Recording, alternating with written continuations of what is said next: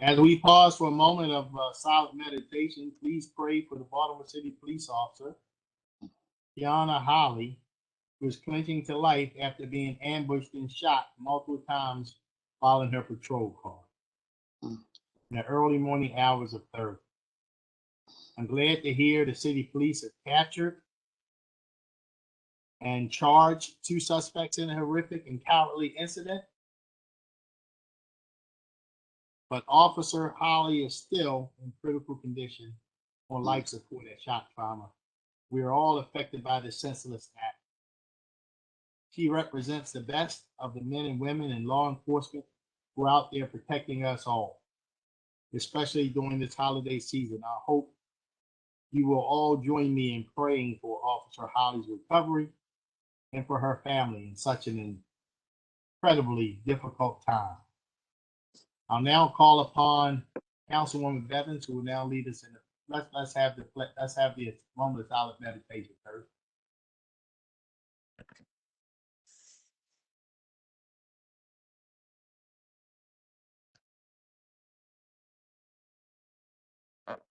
Thank you. I'll now call upon Councilwoman Bevins to lead us in the Pledge of Allegiance. I guess I'll look at your flag, Mr. Chair. That's good. I pledge allegiance to the flag of the United States of America, the republic for which it stands, one nation under God, indivisible, one nation under God, indivisible, with liberty and justice for all. Amen. There, motion to approve the journal for the meeting of December the 6th. So moved. Second. There's been moved and seconded. All in favor? Aye. Aye. Aye. Ayes have it. The journal is approved. Enrollment of bills. Bill 96-21 was passed by the council, signed by the county executive, and hereby enrolled. Mr. Secretary, will you now read all bills for introduction? Bills for introduction, Mr. Chairman, are as follows. Bill 105-21, the Clean Energy Loan Program. Bill 106-21, Current Expense Budget, Cities for Financial Empowerment Fund Implementation. Bill 107-21, Current Expense Budget, Emergency Management Performance Grant, American Rescue Plan Act.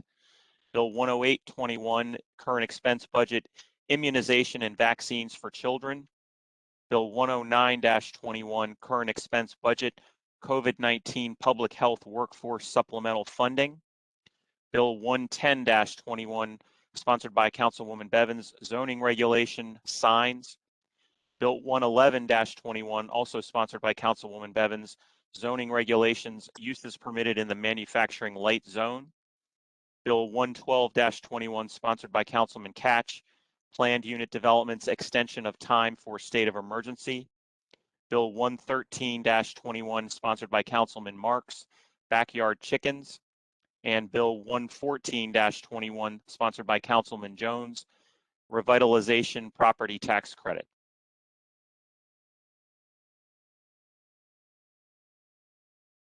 Okay. Council will now consider all bills for final reading and vote. Mr. Secretary, first bill, please. First, Mr. Chairman, is Bill 98-21, entitled Bond Ordinance. Okay, Mr. Blades. Good evening, Mr. Chairman, members of the County Council. The administration is requesting your approval of the annual bond ordinance that authorizes the issuance, sale, and delivery of up to $350 million in short-term bond anticipation notes or bands, which include $100 million for consolidated public improvements in the capital budget and $250 million for the Metropolitan District Fund to finance water and sewer projects.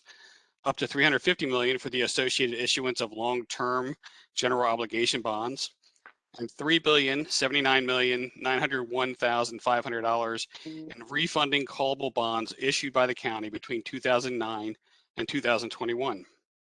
The $100 million bond issuance for consolidated public improvements includes $39 million for schools, $18 million for public works, $13 million for operational buildings, $8 million for refuse disposal, $7 million for parks, $6 million for the community college, $5 million for agricultural land preservation, $3 million for waterway improvements, and $1 million for community and economic improvements.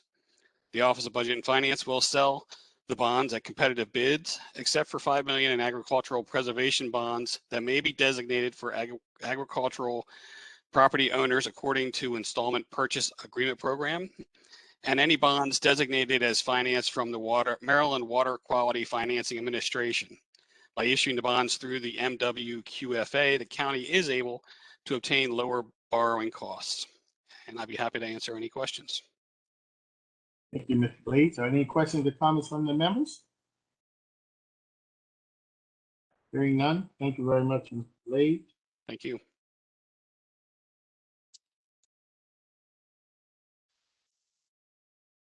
Mr. Secretary, please call the roll on Bill 98-21.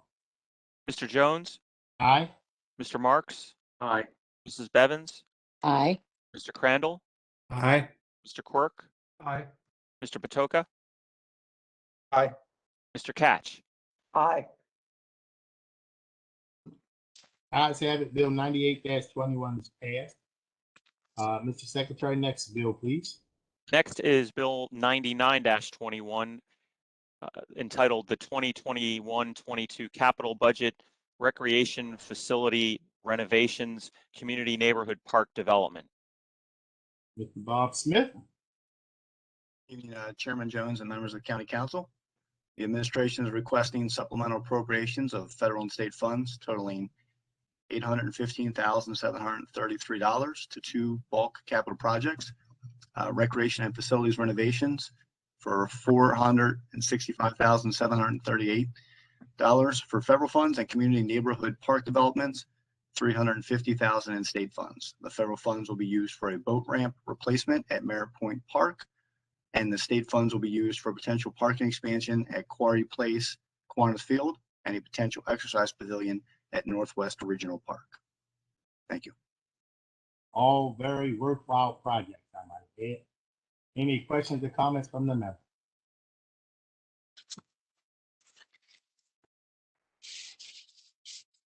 Hearing none, Mr. Secretary, please call the roll on Bill 99-21. Mr. Jones, Aye. Mrs. Bevins, Aye. Mr. Crandall, Aye. Mr. Quirk, Aye. Mr. Patoka, Aye. Mr. Catch, Aye. Mr. Marks. Aye. Ayes have it, Bill 99-21 is passed. Mr. Secretary, next item. Next, Mr. Chairman, is Bill 100-21, Current Expense Budget State Highway Underage Drinking Prevention Project. Mr. Lawrence Richardson. Good evening, Chairman Jones, members of the council. The administration is seeking a supplemental appropriation in the amount of $24,339 to create two media campaigns directed towards young drivers ages 16 through 20. The campaigns will be focusing on 5 highway safety impact areas: distracted driving, impaired driving, aggressive driving, occupant protection, and pedestrian safety. The first video will be a safe road ahead, a back to school feature, and the second will be stay the course, which will encourage young people to improve their skills and make safe decisions. These campaigns will run on social media during high risk months. And we also will have digital posters to reinforce the messages to be distributed throughout Baltimore County schools. Thank you, Mr. Richardson. Any questions or comments? Mr. Chairman. Hearing none, Mr. Yes. Mr. Chairman. Yeah, Mr. Richardson. Yeah, Mr. Richardson, thank you. I fully intend to support this, but the question I had was, the number of crashes on our highways is the highest since 2007. We're all experiencing this throughout our districts. Are we giving some thought to a campaign that would encourage more responsible driving among all people, not just young people? Yes, the current funding that we're receiving is, it's geared towards the 16 to 20 age group. But we do know that crashes have dramatically increased among drivers 21 through 25. So we're just hoping that these videos will reinforce with that age group. But I can go back to the program staff and find out if there's any other funding we have available. I do know in the county, we are also adding funding. And so we're not just using the grant funding, but we're adding our own general funds also to help with some of these campaigns. And I appreciate that. I just know all of us are experiencing these issues, and anything we can do to look comprehensively at the problem, I'd appreciate it. Thank you. Thank you, Councilman Marks. Any additional questions or comments? Mr. Secretary, please call the roll on Bill 100-21. Mr. Jones, Aye. Mr. Crandall, Aye. Mr. Quirk, Aye. Mr. Patoka, Aye. Mr. Catch, Aye. Mr. Marks, Aye. Mrs. Bevins. Aye. Ayes have it. Bill 100-21 is passed. Mr. Secretary, next item, please. Next, Mr. Chairman, is Bill 101-21. This bill was submitted at the request of the administration and is also sponsored by all council members, the Commission on Veterans Affairs. Okay. Ms. Sam O'Neill. Thank you, Mr. Chair. Good Sure. evening, Mr. Chair, members of the council. First, I just want to thank you all for signing on as co-sponsors to enhance and revitalize the Commission on Veterans Affairs. Really appreciate your support. The proposed legislation expands eligibility of members, alters the definition of veteran, increases and alters the requirements of those eligible for appointment by the county executive, and establishes ex officio members of the commission representing relevant county agencies. Additionally, the roles and responsibilities of the commission would be enhanced to include educating the broader community on veteran needs, researching and identifying activities, programs, and policies which assist in meeting the needs of veterans and their families, assisting with organizing public acknowledgement and commemoration events to highlight contributions of the county's veteran community, and submitting an annual report to the county executive and county council on commission activities. Thank you again for your time and consideration. Are there any questions or comments from the members?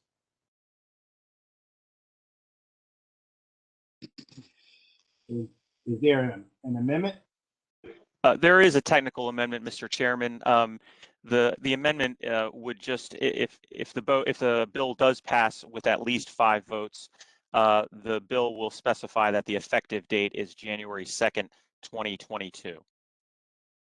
Okay, any questions or comments? Their motion to approve the amendment to Bill 101-21? I'll move it. Seconded. Been moved and seconded. Mr. Secretary, please call the roll on the amendment to Bill 101-21. Mr. Jones, Aye. Mrs. Bevins, Aye. Mr. Marks, Aye. Mr. Quirk, Aye. Mr. Patoka, Aye. Mr. Catch, Aye. Mr. Crandall,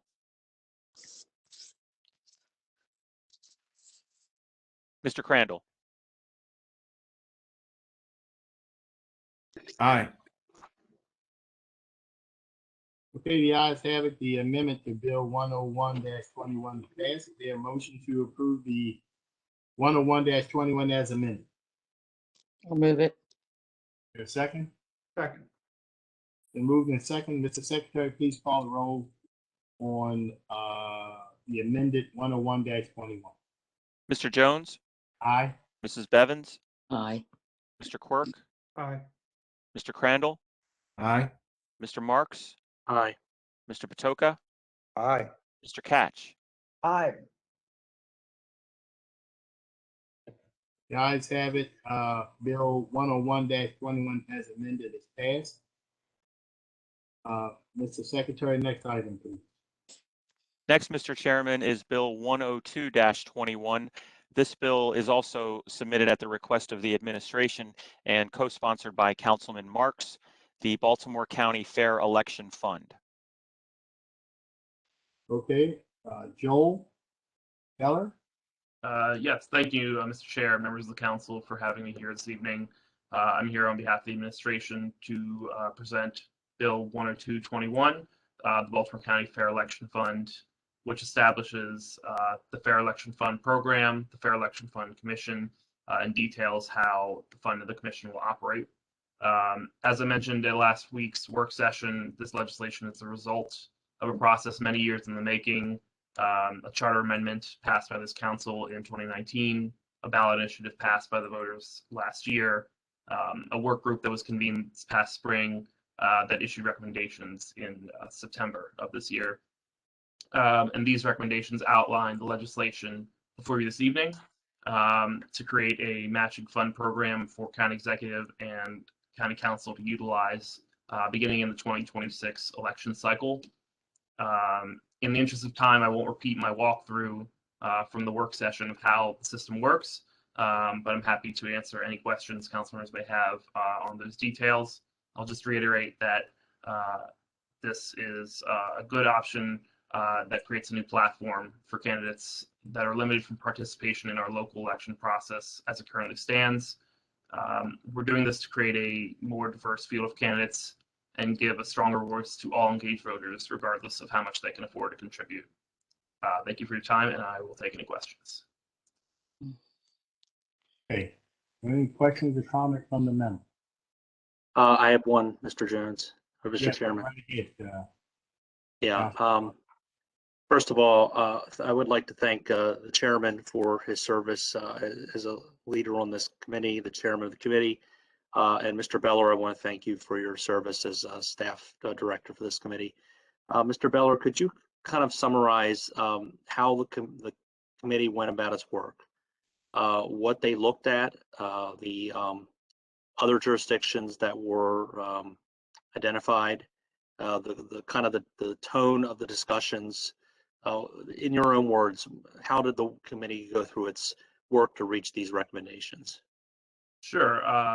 I think we did do an initial background look at how this program was utilized in the other former Maryland jurisdictions where it currently exists in statute, which is Montgomery County, Baltimore City, Howard County, and Prince George's County, and then really focused on the core details of the program and what the decision-making process is there, which is the most important pieces are the limit for how much a single contributor can give in an election cycle, the thresholds that a candidate needs in terms of money raised and number of contributors raised from to get into the program, the tiered rates that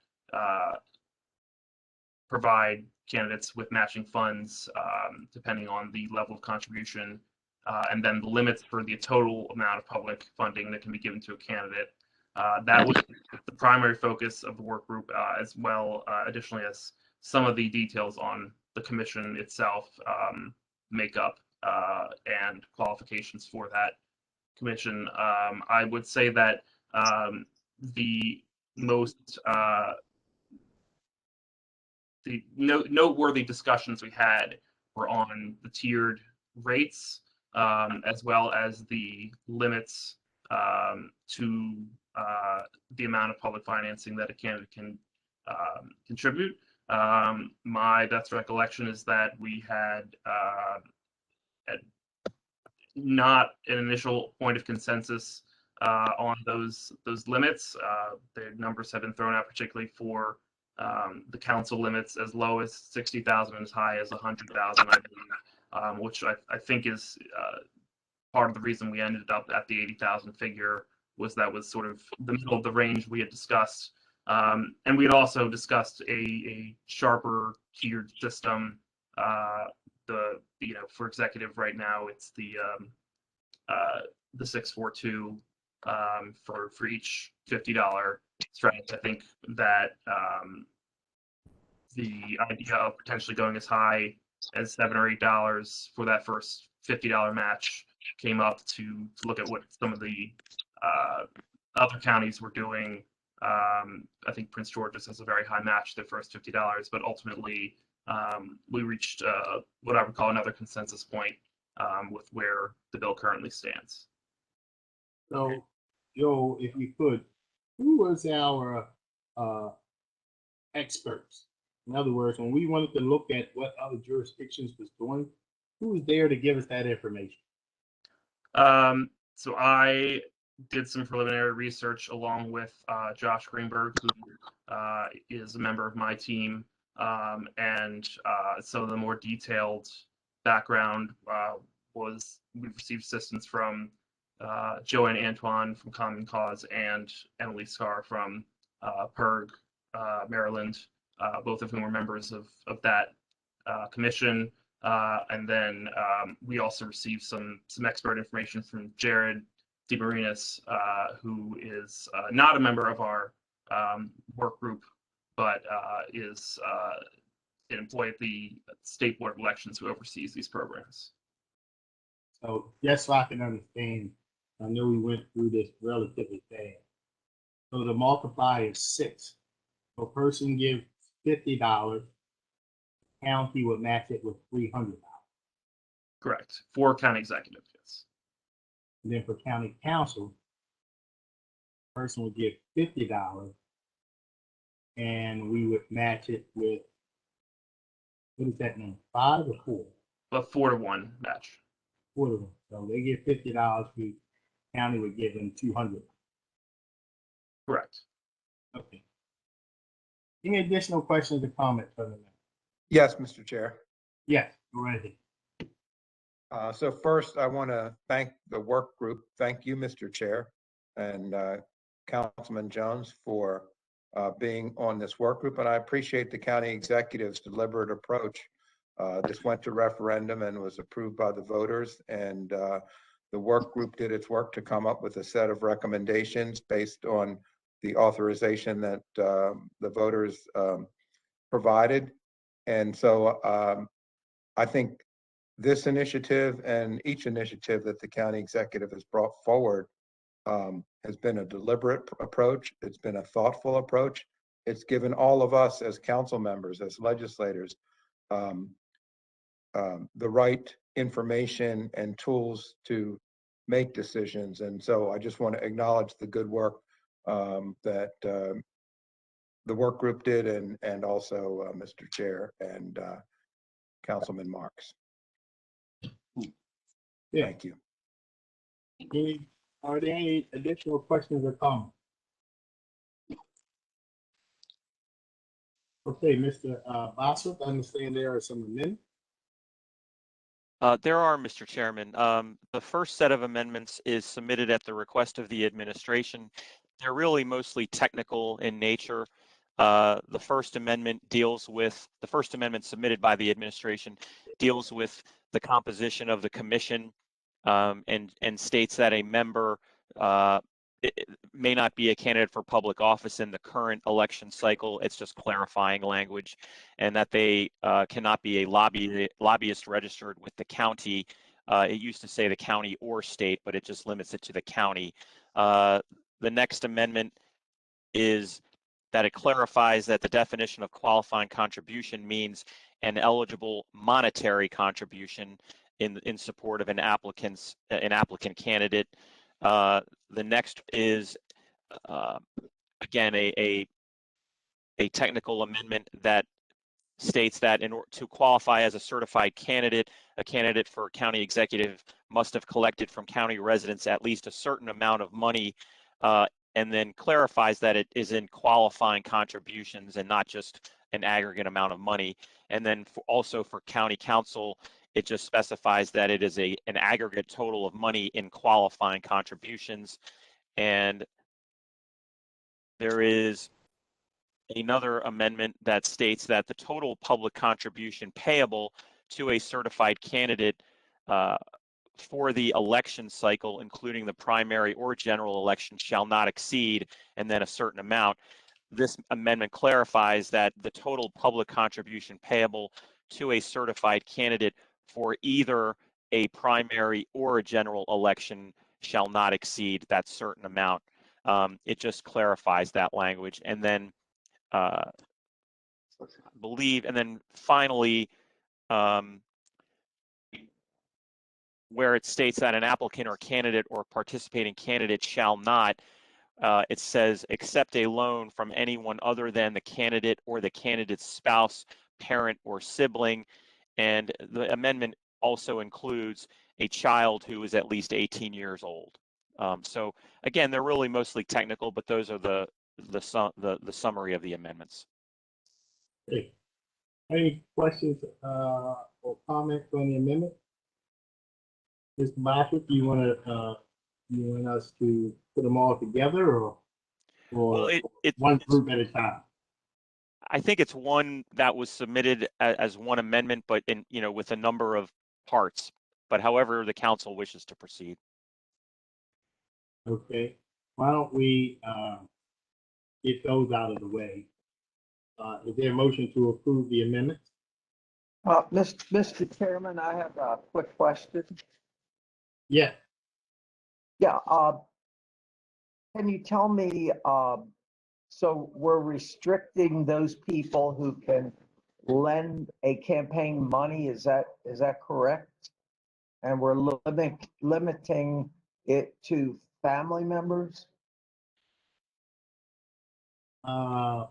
In that section, Mr. Catch, under applicant and participating candidate restrictions, there are several subsections proposed. One is that an applicant candidate or participating candidate shall not accept one, a private contribution from any group or organization, including a PAC, labor organization, central committee, that type of thing, or won't accept private contributions from an individual greater than $250 during an election cycle. And then the second subsection states that an applicant or candidate or participating candidate shall not, one, pay for any campaign expense with any campaign finance account other than the candidate's citizen-funded account, two, be a member of a slate in any election in which the candidate receives public money, and then this is where the amendment comes into play, three, shall not accept a loan from anyone other than the candidate or candidate's spouse, parent, or sibling. So in other words, it is okay to accept a loan from a spouse, parent, or sibling, and this amendment also includes a child who is at least 18. okay. Thank you very much. Yes, sir. Any questions or comments? Do you know if What? the current law do they put restrictions on who can lend a campaign money? I mean, I would know defer to Mr. Beller on that. I have no idea. Councilman, sorry, can you repeat the question? Yeah, I was wondering, this amendment puts limits on the individuals that are allowed to lend the campaign money. Under current law, if someone doesn't take public financing, are there any restrictions on who can lend the campaign money? Not that I'm aware of. I am not 100% certain of that, but I don't believe so. Because okay, so maybe I think in the congressional races in Washington, didn't Brown, either when he ran for governor or Congress, take a loan from a labor union? I'm pretty sure that he did. So, but this would not allow a loan from a labor union or a group, correct? Correct. Okay. Right, and the Thank bill you. actually already states that that's not really part of the amendment. Okay. Thanks. I appreciate it. Thank you. Yes, sir. Okay. I'll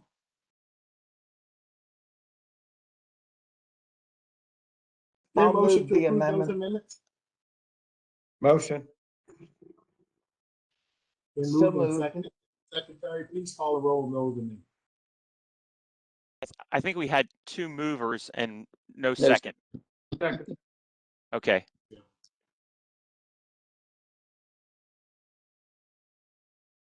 I'll call the roll on the amendment. Mr. Jones, Aye. Mr. Catch, Aye. Mr. Patoka, Aye. Mr. Quirk, Aye. Mr. Marks, Aye. Mrs. Bevins, Aye. Mr. Crandall. No.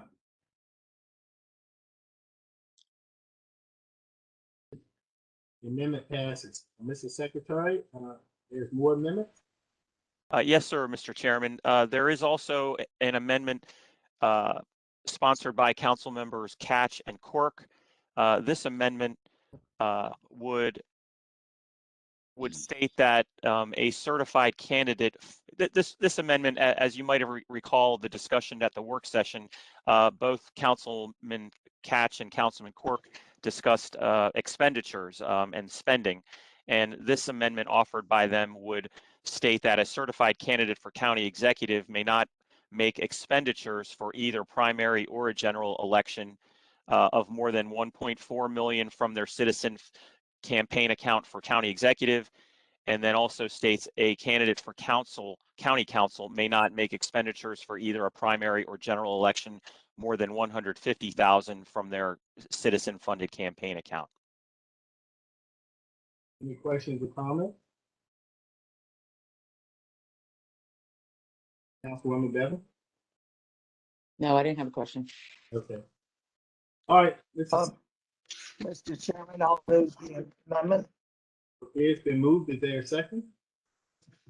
I'll second. Been moved and seconded. Mr. Secretary, please call the roll on the amendment. Mr. Jones, Aye. Mr. Catch, Aye. Mr. Quirk, Aye. Mr. Patoka, Aye. Mr. Crandall, No. Mrs. Bevins, Aye. Mr. Marks. Aye. Okay. Mr. Secretary, more amendments. Yes, sir, Mr. Chairman. We have one other set of, or one other amendment to the bill that's proposed that is offered by the chairman. This amendment would, there are several thresholds that someone for county executive, a qualified candidate for county executive and a candidate for county council must reach in order to qualify for matching funds. For county executive, one needs 500 qualifying contributions and at least $40,000 in the amount. This amendment would change that from 500 to 550 qualifying contributions and would change the minimum aggregate from $40,000 to $50,000. And then for county council, instead of someone needing to receive at least 125 contributions, qualifying contributions, this would amend that to 150, and the aggregate total would be, instead of a minimum of $10,000, it would be $15,000. Okay, thank you very much. You know, this particular bill, I really feel bad that we are entertaining it now because it's sort of like it's been living in the shadow of redistricting. Redistricting took up all the time and all the oxygen in the room. And I feel like, you know, in the spirit of transparency, maybe people would have been a little more in tune had we had this bill by itself. But that said, this is where we are. Are there any questions or comments? Chairman? Yes. Councilman Mark? Yeah, I'm conflicted about this amendment, just because I think the commission did a lot of work and came up with some very realistic thresholds. But I suspect that in the interest of getting the legislation passed, I will go along with everyone. I'd rather have this bill passed than not. And I certainly appreciate all the insight that all of my colleagues provided while we were hammering this out. Thank you, Councilman Mark. Any additional questions or comments? Yes, Yeah, Mr. Chair. Mr. Chairman, I'm sorry. Go right ahead, Councilman from Councilman. the second district. Go ahead, Councilman Couch. Oh, okay. I want to say that this is a result of compromise. As Councilman Mark said, there are a lot of different opinions, and this was the compromise we arrived at. So I'm going to support it. Thank you. Councilman Patoka? Thank you, Mr. Chair. And I think that this is a good compromise based on the experience we have as having, each of us have run for office and ran campaigns, and also the ideas that came from the work group. And I also thought through my own campaign, and I recall my first report just had about $15,000 in it. And that's where we ended up with the threshold here. And they were all small donations. And so it's very achievable for someone seeking office. I think it adds the ability for a larger pool of candidates and a more diverse group of candidates. And again, like I said, we all have our own experiences and how we campaigned. And so I'm going back to my first report, and it was right in the range that we're talking about. So I feel comfortable that it's reasonable based on my own experience. Thank you, Councilman Councilman Patoka. I apologize. Any additional questions or comments? Mr. Secretary, please call. Is there a motion to approve the amendment? I'll move it. Is there a second? Second. Been moved and seconded. Mr. Secretary, call the roll on the amendment. Mr. Jones, Aye. Mrs. Bevins, Aye. Mr. Crandall, No. Mr. Quirk, Aye. Mr. Patoka, Aye. Mr. Catch, Aye. Mr. Marks. Aye. Okay, the ayes have it. The amendments to Bill 102-21 is passed. Any questions or comments before we vote on the amended bill?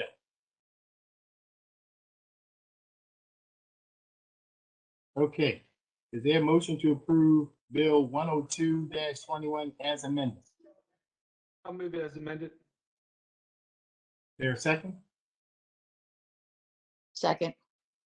And moved and seconded. Mr. Secretary, please call the roll on Bill 102-21 as amended. Mr. Jones, Aye. Mr. Quirk, Aye. Mrs. Bevins, Aye. Mr. Patoka, Aye. Mr. Catch, Aye. Mr. Catch, Mr. Marks, Aye.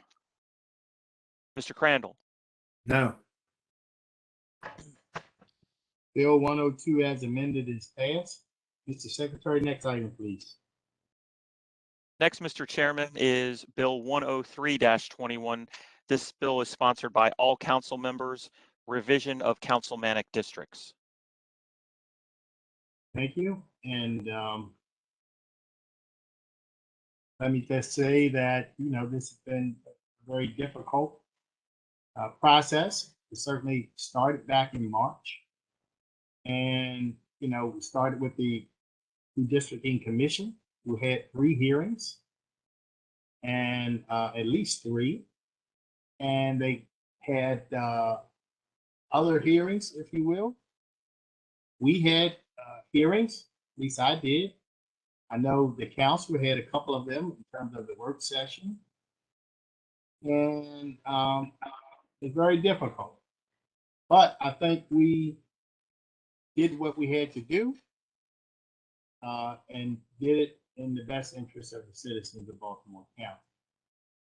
I found it very interesting to me that I had 2 town hall meetings and 6 other meetings with my constituents who made it clear to me what they wanted. But it would appear as though there's others who feel like they know more than my constituents or more than me. They were very vocal, and God bless them. It's their right to be vocal and advocate for whatever they want. But I just found it somewhat insulting, to be quite frank, because the people in my community voted for me. We had town hall meetings and they told me what they wanted. So, any additional questions or comments? Yes, Councilman Clerk. Thank you, Mr. Chairman. I'd just like to echo those comments as well. When I look at redistricting in the county, and specifically just talking about my district, Southwest Baltimore County, some of the opposition to the council's maps really had plans that would divide my district in multiple ways. And I'm not sure why that would be, since District 1 is the most diverse district in the county already. And so when I look at the maps, not the council maps, but some of the opponents' maps, I actually see that map, candidly, more gerrymandered and more packing for District 1 anyway. And so I think that's the opposite of what was intended in District 1. And quite frankly, I actually had two constituents express concerns to me about the maps that the council has united behind. But most of the community members that actually live in the communities, and I'm echoing the chairman's comments, most of the community members I've heard from, including a bunch of major community associations, have emphatically supported the maps we're proposing. Because the fact of the matter is that communities do not want to be divided. If there are elected officials, say outside the council, that thinks that they agree with the opponent's maps, and that they agree that, for example, Catonsville should be divided, or Hillthorpe, or Arbutus, or Westview Park, Woodbridge Valley. It's a very diverse district, Council 1. Remember, it's very diverse. But if there are elected officials, such as Senator Sidner or Delegate Sheila Ruth, who think that it's okay to divide Catonsville, that's okay. You have every right to your opinion. But I just want you to say that publicly so the voters can know your position. Because I think there's some people that want to say that, oh, we want this map or this map, but they don't want to go into the details. Well, you can't have it both ways. So in this office, the council members, all 7 of us, we have to make tough decisions, which means we have to talk about details. So I actually like the maps. I think the maps are compact. I think they're contiguous. I don't see gerrymandering. I disagree that there's some conspiracy or some other efforts out there. I think that people on the redistricting commission were really good people, well-meaning, well-intended. A lot of them got personal attacks at them, which I thought was irresponsible. So now I think these maps, I can see in Baltimore County looking out over the next 10 years. I see there's a very legitimate chance that we could have 2 or 3 council members that are more diverse. I fail to see the problems, and I'm very comfortable with these maps. And I think if they do go to court, ironically, by some of the people that were suggesting that they don't want taxpayers to pay more money, but if they do go to court, I think this map stands strongly. So I'm not concerned about that. Thank you, Mr. Chairman. Thank you, Councilman Clerk. I believe Councilman Crandall, did you want to make a statement?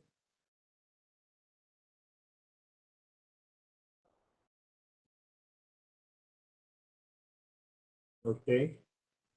Any additional questions or comments? I'm sorry, Chairman. Did you say something? No, did you want to make a statement? I thought you raised your hand earlier.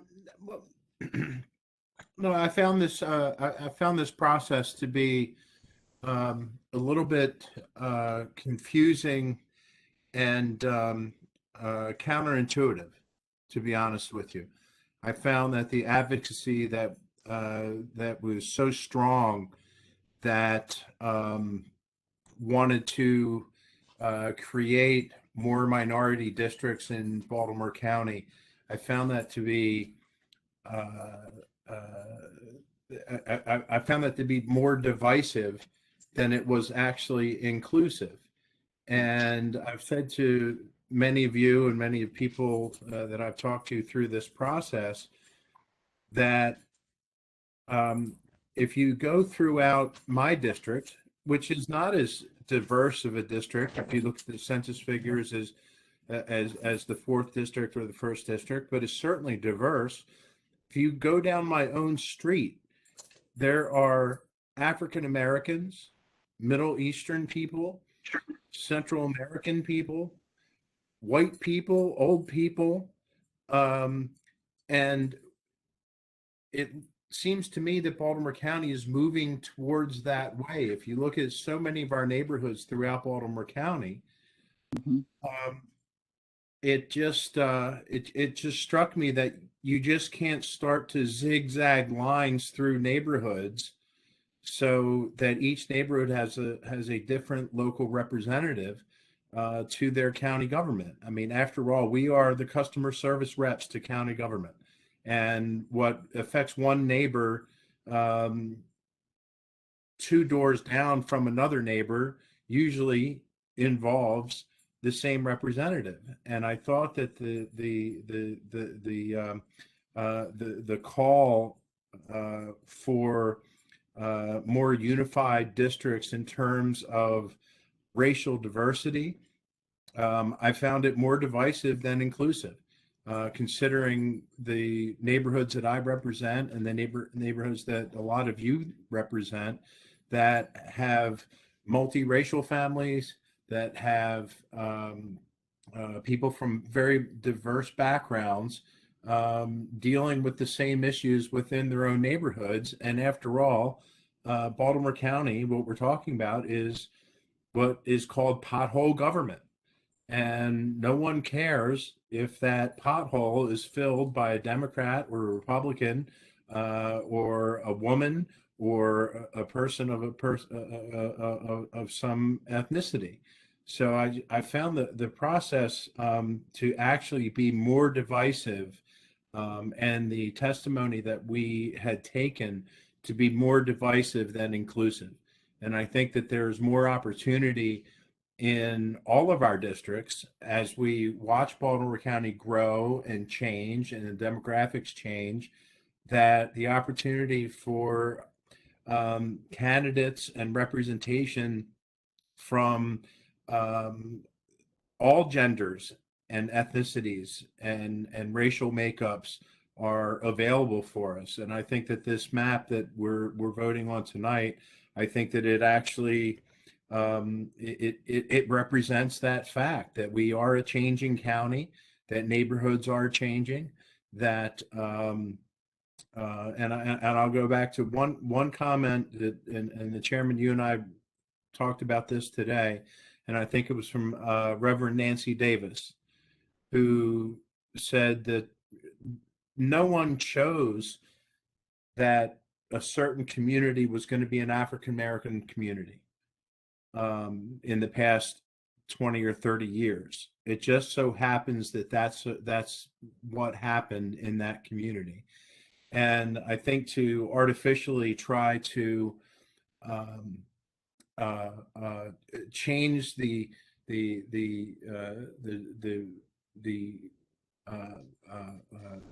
candidacial makeup based on just the racial makeup of a community, I think is disingenuous to the whole idea of what America is all about and the opportunities that we all have to do what we want with our lives and to prosper as we want and to vote as we want, to put up candidates that we want, to back candidates that we want. And going back to the bill that we referred to earlier, to financially support candidates that we want.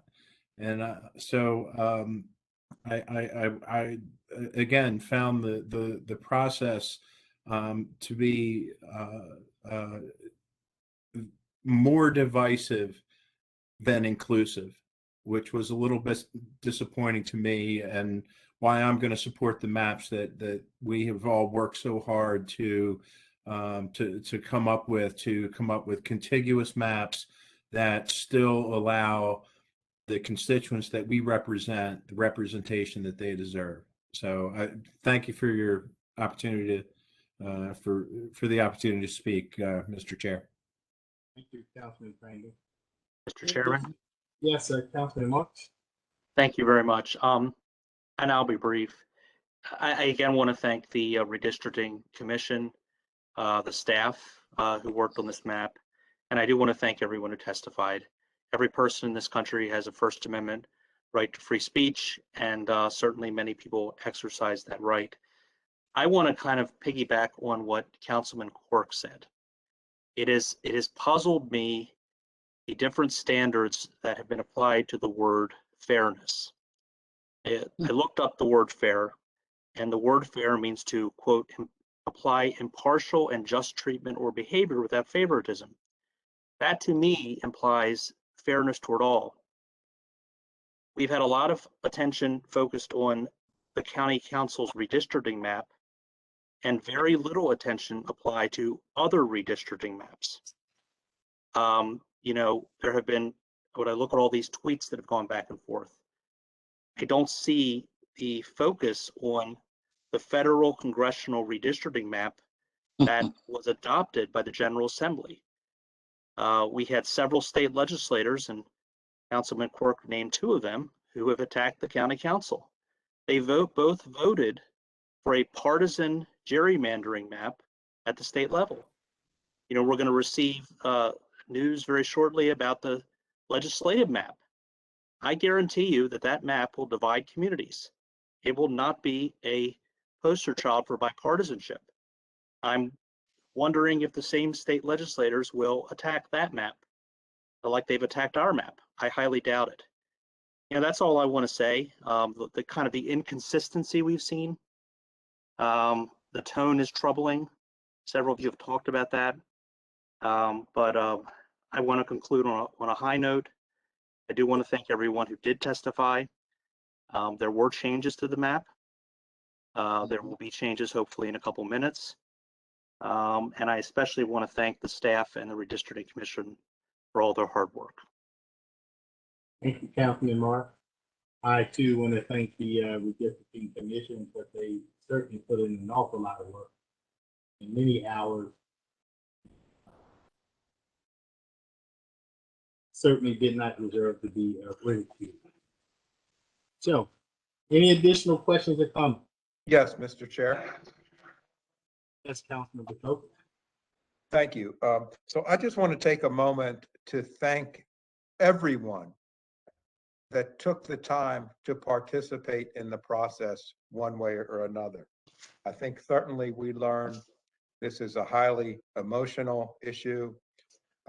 People were passionate about their positions. There was a high level of energy and enthusiasm expressed over the past few months in terms of what people thought different constituencies, individuals, organizations thought was best for Baltimore County. I don't think anybody that participated in the process, from an advocacy group to any of us, to the redistricting commission, wanted to make a recommendation to make Baltimore County weaker. I believe that everyone that participated in this process, their intent, it was they were well intended and wanted to make Baltimore County stronger. Some folks thought that making it stronger, we had different methods and different philosophies and different things that we thought would make Baltimore County stronger. But at the end of the day, we have to resolve to agree on a map that has enthusiasm that we can all support. And having said that, again, I just want to repeat my introduction, and that is to thank everyone that participated in the process in one way or another to make Baltimore County strong. Well, I thank you, Councilman Bacoka. I can't agree with you more. We certainly appreciate all the comments.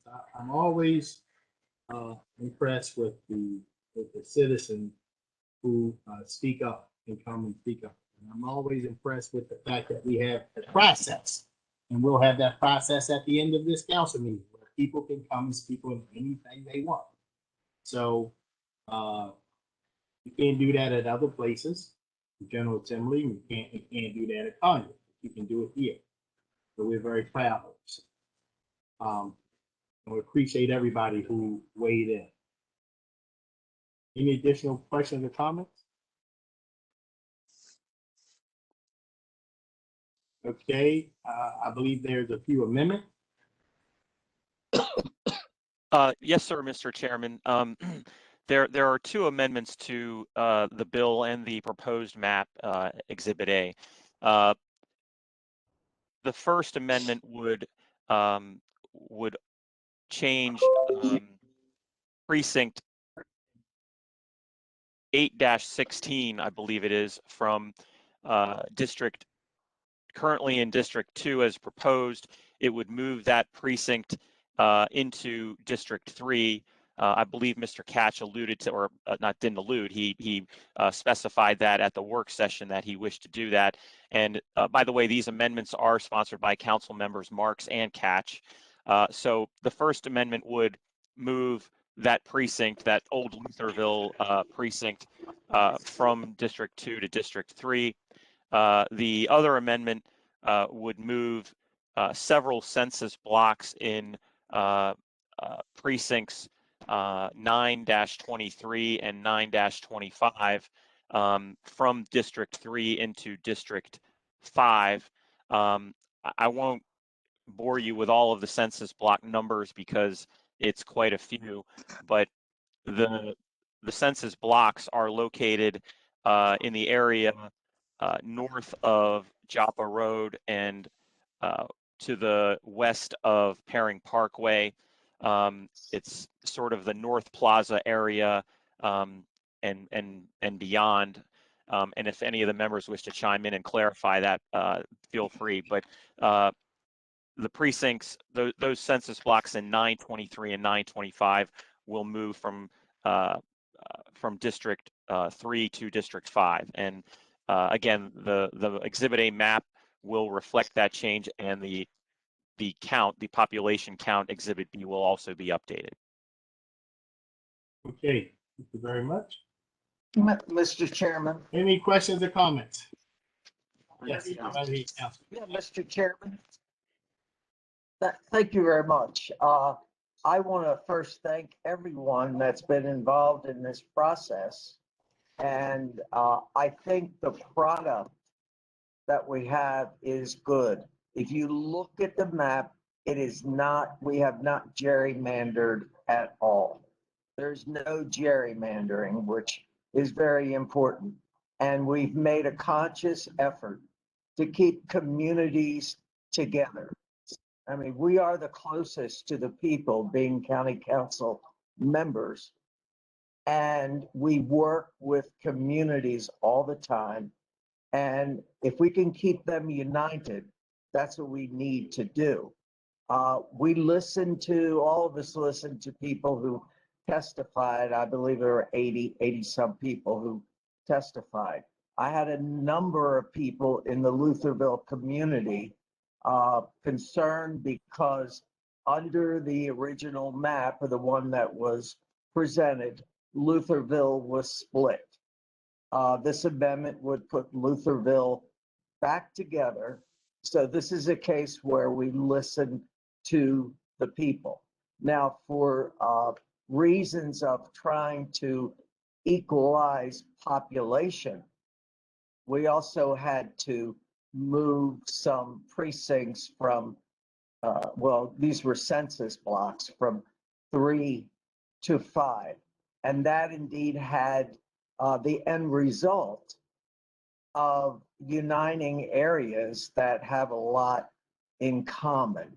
So that's the reason for this amendment. And we all appreciate the input so much from everyone. And I just can't stress enough how important it is to keep our communities together, because working together with them, we can be successful in helping them. And you all know that there are many challenges out there.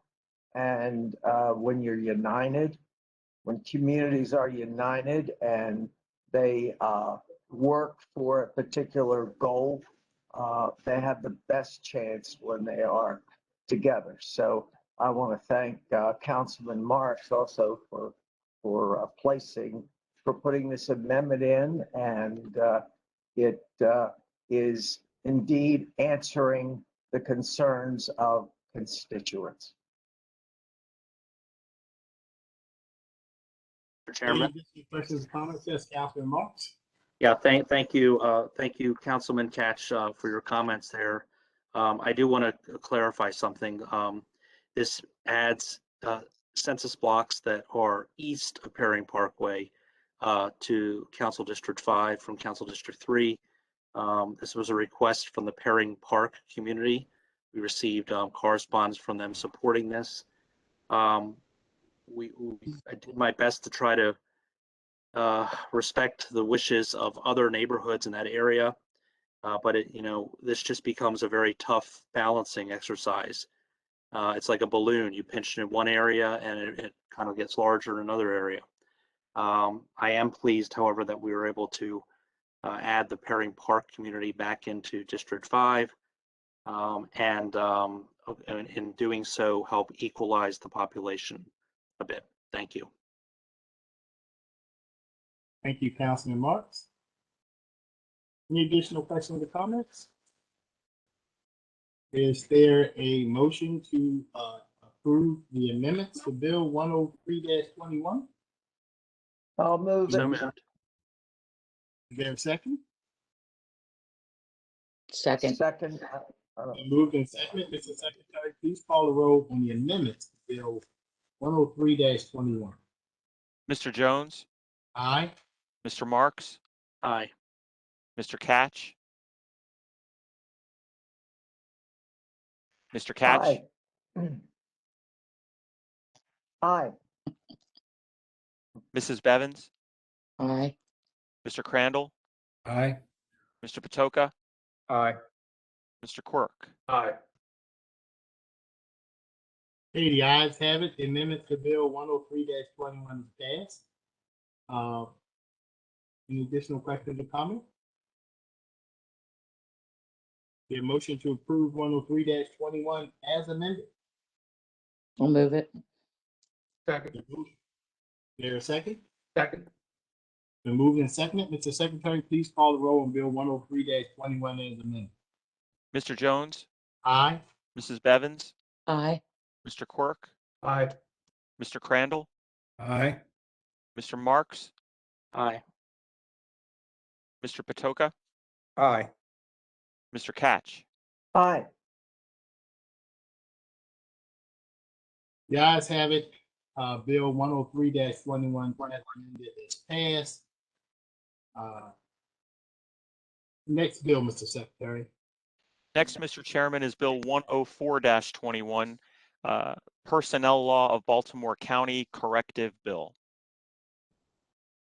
Ms. Renee Coleman. Mr. Chairman, Ms. Coleman had to drop off for personal reasons at 7 o'clock. With your permission, I'll testify on her behalf. Sure. Council Bill 104-21 corrects certain pay schedules, job classifications, and pay grades to align with the adopted FY22 budget and the intent of Bill 39-21. This is a corrective bill to implement the changes to the classification and compensation plan as recommended by the Personnel and Salary Advisory Board or as required by FY22 labor negotiations. This bill, the funding for this bill was included in the FY22 adopted budget, and there is no fiscal impact associated with the passage of Bill 104-21. Thank you. Okay. Thank you very much. Any questions or comments from the matter?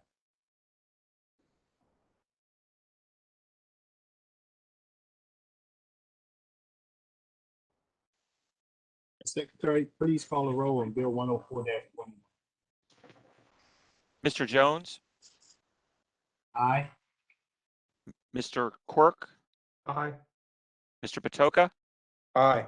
Mr. Catch, Aye. Mr. Marks, Aye. Mrs. Bevins, Aye. Mr. Crandall. Aye. Okay, the ayes have it. Bill 104-21 passed. The council will now consider all fiscal matters. Extensive testimony was taken at the council work session on December the 14th. The witnesses who testified at the work session are available to restate their testimony if needed. If a council member has any questions regarding a particular fiscal matter, that item will be discussed as a separate matter. Fiscal matter 6 will be discussed separately. I'll now call upon the secretary to read the cover letter for fiscal matters 1 through 5, 7, and 8. Yes, sir, Mr. Chairman. Fiscal Matter 1 is a contract with Microwave Networks Incorporated for maintenance of digital microwave radios. Fiscal Matter 2 is a contract with the Maryland Clean Energy Center. Fiscal Matter 3 is 3 contracts for on-call professional mechanical and electrical engineering services. Fiscal Matter 4 is a contract with Gannett Fleming Incorporated for on-call potable water pipeline design services. Fiscal Matter 5 is a contract with Whitman, Requard and Associates LLP for on-call water tank reservoir inspection and design services. Fiscal Matter 7 is 2 contracts for assisted living care services.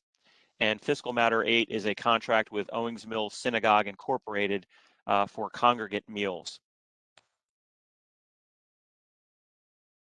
Any questions or comments from the members?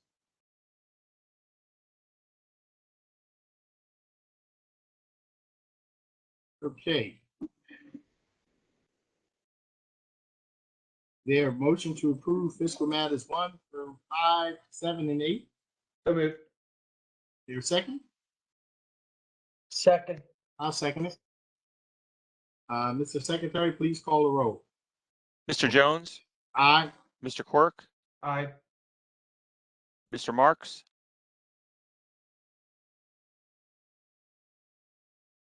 Mr. Marks?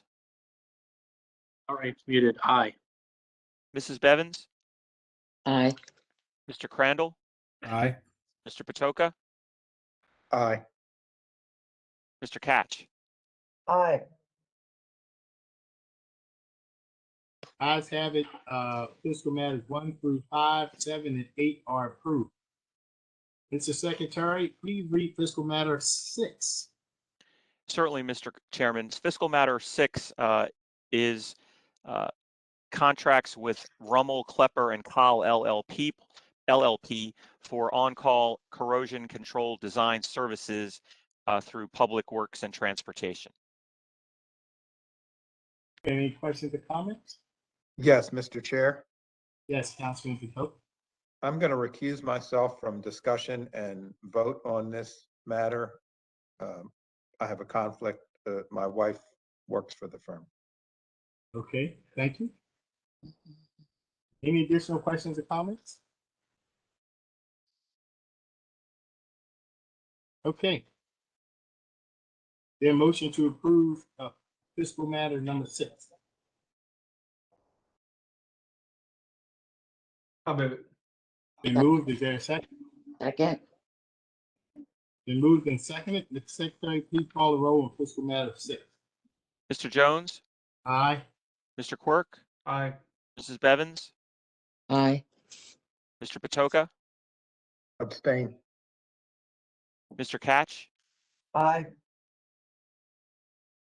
Mr. Marks? Aye. Mr. Crandall? Aye. The ayes have it. Fiscal matter number 6 is approved. We'll now consider all miscellaneous business. Mr. Secretary, first item, please. Mr. Chairman, next is Resolution 138-21.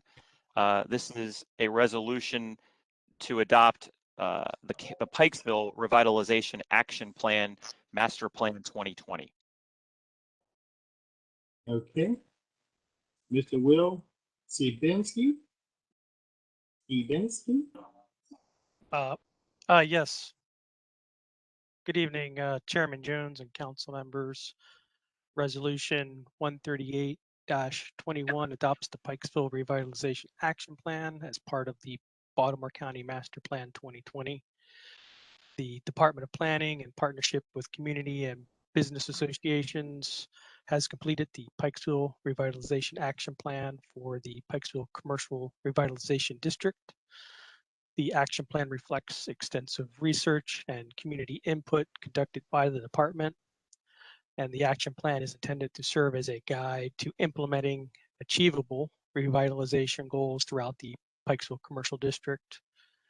Additionally, the action plan provides details on the various issues identified throughout the research and development phases and provide strategies to address those issues. The action plan is highlighted by an action plan guide, which further details the various action items needed to achieve each goal. And thank you for your attention. And if there are any questions, I will take them at this time. Thank you very much, Mr. Skibinski. Are there any questions or comments from the members? Yes, Mr. Chair. Councilman Batoka?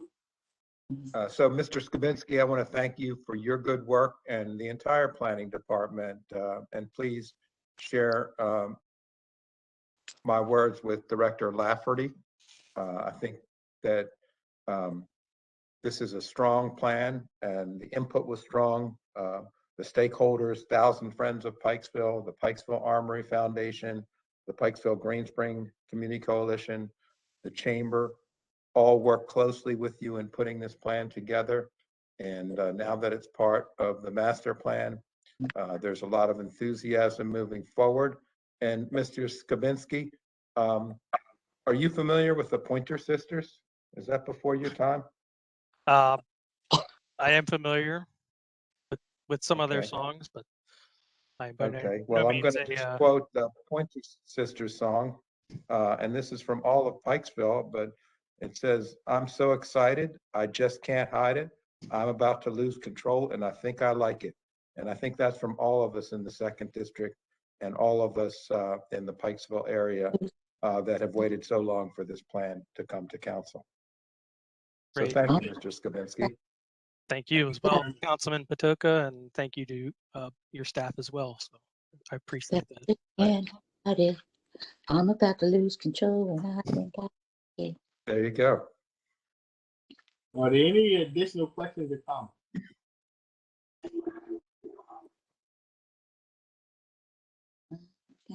Any motion to approve resolution 138-21? So moved. I'll move it. Is there a Second. Been moved and seconded. Mr. Secretary? Aye. Wait a minute, is this amendment to this bill? I don't believe there's an amendment to this resolution, Mr. Chairman. Okay, call the roll. Well, but we do, for a resolution, we do need a motion and a second, and I think we had it. We did. I moved it. Yep. We did. So I think I'm happy to call the roll. Yes. Okay. Mr. Jones? Aye. Mr. Patoka? Aye. Mrs. Bevins? Aye. Mr. Catch? I'm so excited. Yes. Mr. Crandall? Aye. Mr. Marks? Aye. And Mr. Quirk? Aye. Ayes have it. Resolution 138-21 is passed. Mr. Secretary, is there any further business to come before the council? Mr. Chairman, we had resolution 139-21, but that resolution was withdrawn prior to the work session. So there is no further business before the county council this evening. Thank you very much.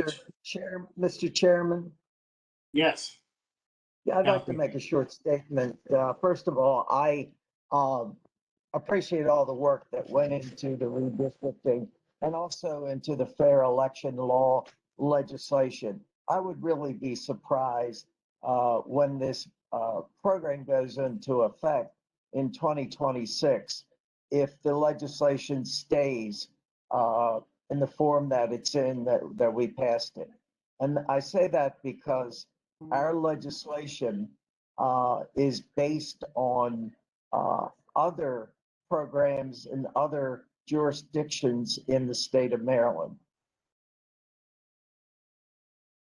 most of those do not used this program yet. So this year in 2022, it's in effect in some jurisdictions. And I'm sure once it's the election cycle's over, there will be some changes made in other local programs, and we may very well end up changing ours as well. And of course, after the first year that we have the program, I'm sure that changes are going to happen as well. So I look at this as a work in progress, and you know, I hope that what it does is it gives those that don't have the ability to raise large amounts of money the ability to participate in elections in a way that they can get their message out. So I take effort, and you know, let's hope for success. Thank you. Thank you, Councilman Katz. Any additional questions or comments? Is there a motion to adjourn? So moved. So moved. Is there a second? Second. Second. All in favor? Aye. Aye. Aye.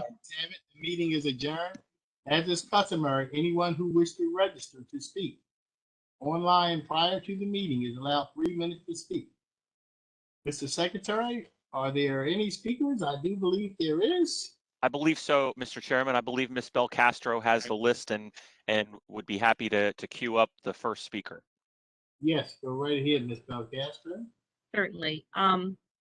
We did have a speaker register, Mr.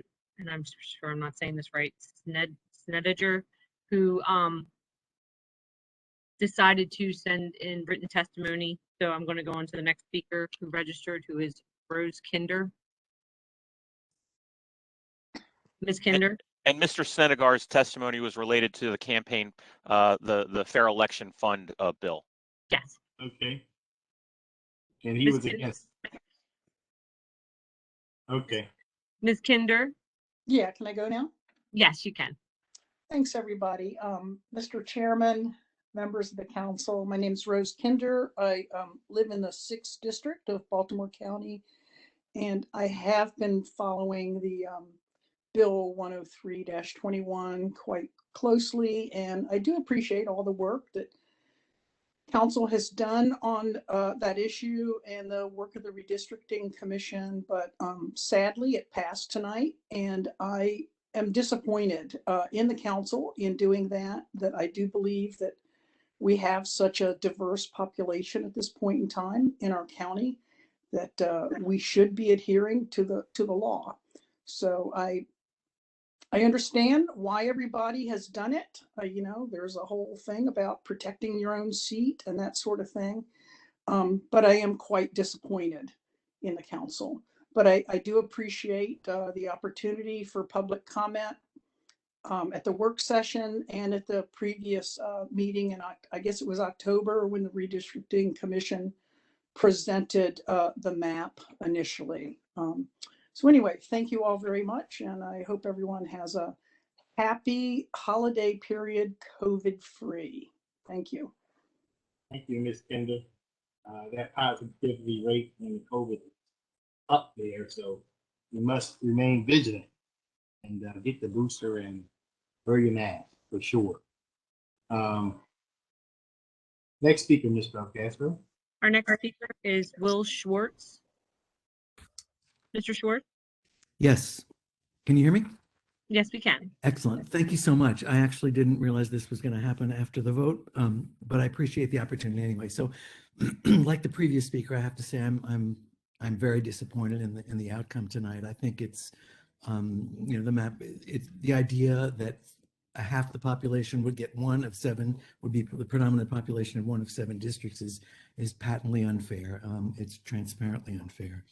And but you know, I actually wanted to share something with you that I came across last year, right after the George Floyd killing, that I think it's a useful perspective to apply not only to to this problem, but to much of the business that the council will be taking up. It's from, it was an article that was written, a column that was written by Barbara Smith, who is a scholar and author up in the Boston area. And it's about white supremacy. And I think there's a message here that is worth keeping in mind. And I'm just going to read this verbatim so I don't screw it up. She wrote that because the power structure has always refused to acknowledge the institution of white supremacy, many people don't believe it exists, and most people are confused about what the term even means. Toxic as such beliefs are, white supremacy is not merely the individual delusion of being superior to Black people. Institutionalized white supremacy does not need individual bigotry in order to function, because it is a universal operating system that relies on entrenched patterns and practices to consistently disadvantage people of color and privilege whites. And I think what's important here is that is the distinction between racism and white supremacy. And it's not the same thing. And that in fact, one can be promulgating policies that are white supremacist without necessarily being a racist. I think that's important. And I think what she does here is it kind of distinguishes intent from effect. And so, you know, I think if we accept that characterization of what white supremacy is, then the map that you approved tonight, unfortunately, is clearly an expression of white supremacy.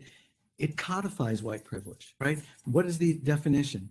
A universal operating system that relies on entrenched patterns and practices to consistently disadvantage people of color and privilege whites. And I regret to say, I think that's what you just did. And it's a shame. You know, it's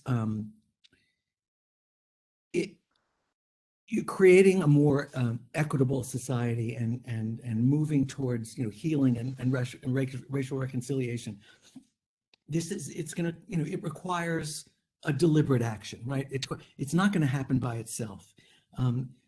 It's up to us and you to take actions, you know, to dismantle the machinery of white supremacy. And it's not going to happen on its own. You have to choose to do it. It has to be deliberate. And when I say you, I mean all of us. And I hope that you will keep that in mind, that distinction and that lesson, you know, about white supremacy, and keep that in mind as you go about your other business, because I think it's worth applying. Thank you very much. Thank you, Mr. Schwartz. We certainly appreciate your comment. Next speaker, Ms. Belkacem. Certainly, Mr. Chair. Our next speaker is Peter Richkes. Ms. Richkes? Thank you. Can you hear me all right? Yes, we can. Good evening, Chairman Jones and members of the council. I appreciate the opportunity to speak this evening. For the record, my name is Peter Richkes, and I live in District 5. I applaud your passage of the Public Financing for Elections bill. And I know that you do much good work for the people of the county, which I appreciate. But I very much regret your decision to pass the map as you submitted it, including, of course, the minor tweaks. Several of you have commented that there was a vocal opposition to this bill. That's because people from all around the county opposed the basic tenets of this bill, which is that in spite of the fact that 48% of Baltimore County are now people of color and 30% of us are Black, the structure that you have voted on tonight maintains the status quo of a single majority Black district among 7.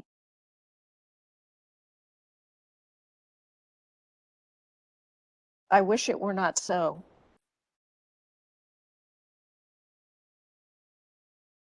Nonetheless, we'll go forward from here. And I wish you all a happy holiday and a safe one. Thank you, Ms. Burgess. We certainly wish you a happy holiday as well. We thank you for your thoughtful comment.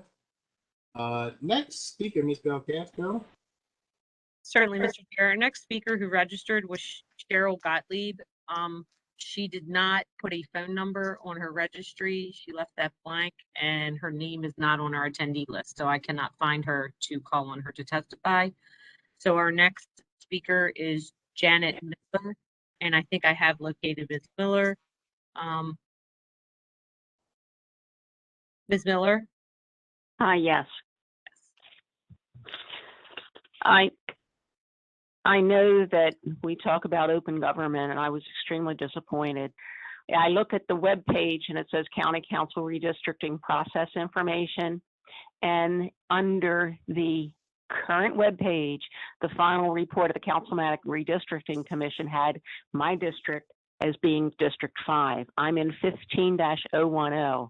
I found out this weekend that someone said there was a work session on the 14th and everything was changed. When I looked at the web page for the work session, there's no video, no record, no information as to what took place at that meeting, and that's as of today. What my proposal is that 15-010 be put into District 5, just like 15-009, which is the Lockheed Martin group in Wilson Point. I'm in the Hawthorne Peninsula. We border the same major waterway where tens of millions of dollars have been spent by Lockheed Martin. And that is going to be integral to this community. But because we are a throwaway, we're being thrown out of the 6. Apparently District 5 didn't want us, and we're on the very edge of District 7 now. And I am extremely disappointed that we do not have an open government. And there is nothing on the web page. I only found out in doing the research at the last minute. And there is no work session on the web page from what happened at the last work meeting. I'd like those types of things to be addressed and have it current. Thank you very much, Ms. Miller. Next speaker, Ms. Belcastro. Certainly, Mr. Chair. Our final speaker this evening is Linda Dorsey Walker. Ms. Dorsey Walker? Can you hear me? Yes. Yes. Can you hear me? Yes. Well, thank you very much for allowing me to have the opportunity to speak again. I can appreciate all the work that was done and the effort that's been put into this process. But, you know, this is now the last week of December of 2021. The statistics that generated the 48% number that so many people have been talking about was generated closer to the spring of 2020. Why do I bring that up? That means that as we speak right now, 6 of you are more likely than not part of Baltimore County's new minority. And I, along with many other people who are considered racial and other ethnic minorities, we're now the new majority in Baltimore County. So when I heard several of the council members say earlier, well, we're getting there, things will work out in the end. That's saying that you, the new minority, will get for the next 10 years, tell us, the new majority, the way we're supposed to live our lives and accept things. I very much disapprove of the rancor that's been taking place among some people who disapproved of the redistricting process. I've shared that feeling with Councilman Jones and several other people that I disapprove of that language and some of the attitude. On the other hand, I do expect from you all to do what Montgomery and Prince George's County did, which is, now that you've put this map into place, I understand that and I accept the reality of it. How about putting on the ballot for next year the opportunity for the public to vote to increase the number of districts in Baltimore County? You have districts of near 125,000. It's untenable. We need to get closer to the 78, 80,000 number that most of the other districts in Maryland have. And this is that opportunity to show that you can do in a sophisticated way what Montgomery County did for its own self, their county council, what Prince George's County Council did for its own self. So I would encourage you to please give that some consideration, because in any case, whether you do or don't do it, we're then going to have to go forward with a referendum that's going to keep the contention going. And I don't like the contentiousness, because everybody should accept the fact that these districts are the largest in the country. Nobody's got 120 to 125,000 districts. So you need to shave them down. It would make it cheaper for each one of you to run. It would make it easier for some of these diverse groups to come in. I've asked for 4 more districts that will take us from 125,000 districts down to 78,000.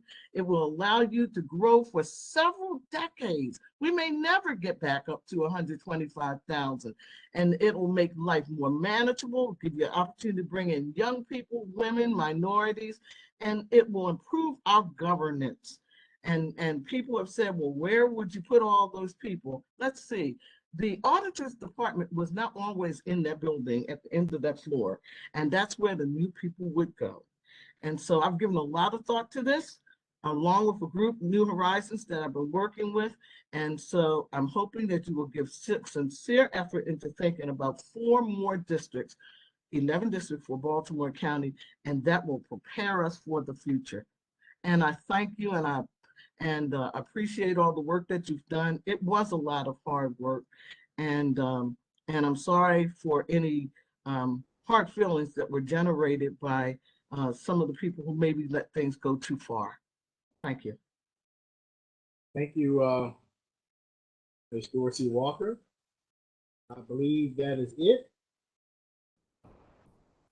Unless that disappeared came back. It did not come back? Okay. All right, everyone. Well, that's it. I wish you all the very best holiday, and may you all be safe, and may God continue to bless each and every one. Mr. Chairman? Yes. Yeah, just super briefly. Thank you, Mr. Chairman. Super briefly. Obviously, we all are very aware of Omicron, and we're seeing the caseloads explode. In the last week alone, I talked to the president of Northwest Hospital and also the new president at Ascension St. Agnes.